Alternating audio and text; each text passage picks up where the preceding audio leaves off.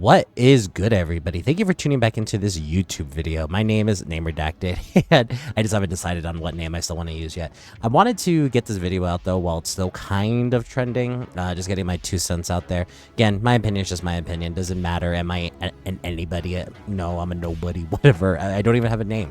But I guess the reason why I guess it really caught my attention was the fact that it was Nadeshot. Nadeshot, for the uninitiated, used to be an old Call of Duty pro gamer, in the sense of, like, he did a lot of tournaments and was part of Optic Gaming. Then he ended up finding his own esports crew in 100 Thieves, if I remember correctly. I'm not sure if he's still a part of them. I don't know. I haven't kept up with Nadeshot in a while. And I will be up forth with this. Like, a lot of this was just literally reading the article line. I didn't actually read the article or saw the video that he was talking. But the gist of it was talking about how apparently a lot of gamers these days just are very negative right away, like wanting to see a game fail even before it gets released. Now, I'll be very frank and just very candid. I don't know if this is something where he actually feels or something that he has to feel, because I'm assuming he probably made that comment because of maybe some of the negativity with Black Ops 3, Call of Duty Black Ops 3 coming out. And obviously, if he has an esports team, that a lot of his revenue would come from advertising and having his team, win tournaments. People need to watch the tournaments to make money, buy merch, all that. So essentially, as a owner, you have to have people excited for a product to make money off of that, if that makes sense.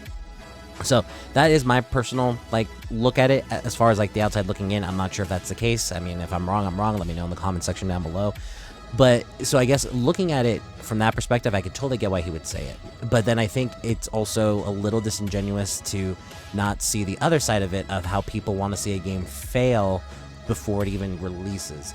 Because I think it's partially true and partially not true, but it's because of the way the gaming industry has ended up evolving, in the sense of that no longer do we pay a $60 or I guess now point at $70 game. There's also microtransactions, there's season passes, and even season passes don't exist anymore. It's all battle passes at this point. Yeah, microtransactions you could buy for cosmetic stuff, maybe experience boosters, things of that nature. So I think the reason why people get so negative, because I know there's been a couple of people I've talked to that are trying to get me hyped on the zombies. Like, yeah, we're going back to round-based zombies. Like, that's how you started your YouTube career. Aren't you really excited? It's like, well, actually, started Let's Play, okay? Call of Duty Zombies came way after that, but it's just interesting in the sense of that they're getting hyped for a lot of trailers, and maybe because I've been in the industry for so long, maybe I'm just jaded in the sense cool. So round-based zombies, that's fantastic. What I really liked about round-based zombies was the additional Easter eggs that you can do. The additional story that was kind of hidden, that eventually kind of got, that's another topic for another day. But then eventually just seeing it, how it also changed towards the microtransaction stuff, towards the gobblegums, and I don't even know what it is now, but apparently gobblegums are coming back too, but not only for zombies, but apparently for multiplayer. I don't know, again, this is how much I've kept up with the advertising, because it's just how much I don't care.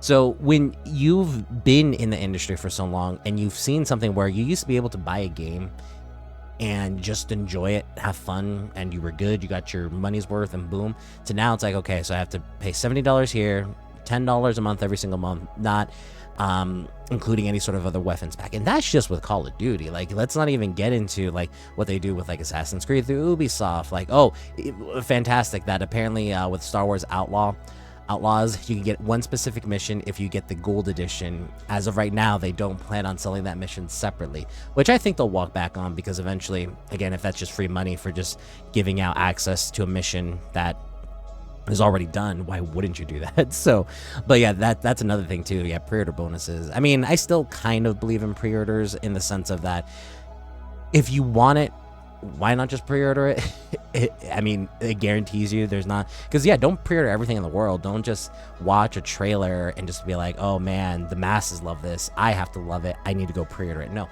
I only pre-order stuff I know I'm gonna pick up for sure.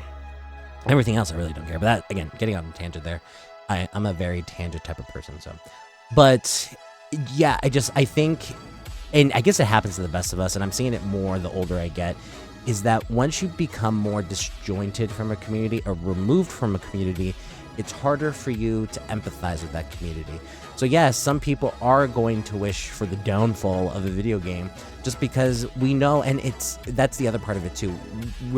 I hope most people aren't blaming the devs.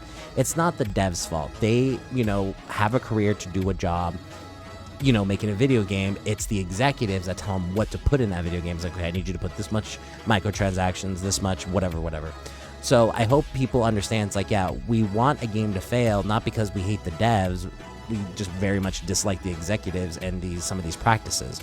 And it's getting worse, like in the sense of every company does it. Like even Nintendo for the longest time was, one of the last bastions, as you could say.